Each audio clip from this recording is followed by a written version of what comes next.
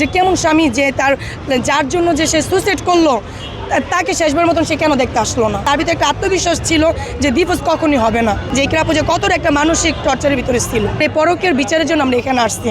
সে যদি আপুরে যদি ভালোই বাসতো সে মরে যেতে মরে গেলে মরে জায়গা, সে এত তাড়াতাড়ি সুইসাইড করবে? সে তার জন্য একজন মারা গেছে, তার তো গর্ব ফিলে তারই হয়ে যেতেছে, তার জন্য একজন মারা গেছে, সে কখনই সুইসাইড করবে না ভাইয়া।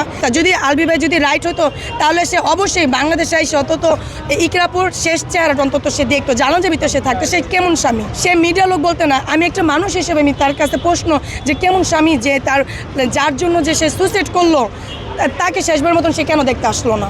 ইকরা আপু আলবি ভাইয়ের উপরে এতটাই যে আসক্ত ছিল, এতটাই ভালোবাসতো, কারণ সে তার স্বামী অবশ্যই ভালোবাসে। তার ভিতরে একটা আত্মবিশ্বাস ছিল যে ডিভোর্স কখনই হবে না। আলবি ভাই অবশ্যই ইকরা আপুর কাছে আসবো এবং অনেক কথাই ভাই আপনারা দেখছেন মিডিয়াতে এই পর্যন্ত প্রমাণ পাওয়াও গেছেন যে ইকরা আপু যে কতটা একটা মানসিক টর্চারের ভিতরে ছিল, কিন্তু সে কখনই কারো সেটা বুঝতে দিত না।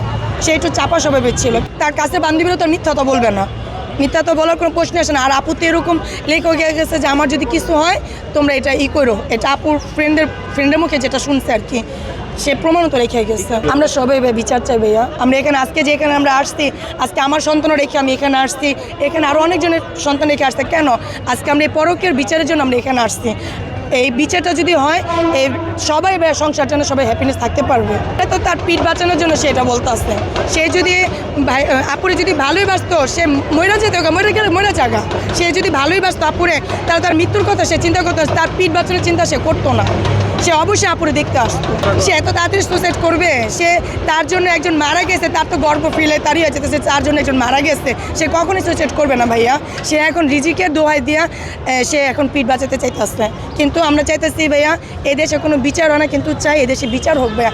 অন্তত আপনার পরিবার, আমাদের পরিবার, সবার পরিবারের দিকে তাকাও হইলো ভাইয়া, বিচারটা সুষ্ঠু বিচার যাতে হয়, এটা আমার সরকারের কাছে দাবি। দেশে দেশে সবার সাথে দ্য নিউজ।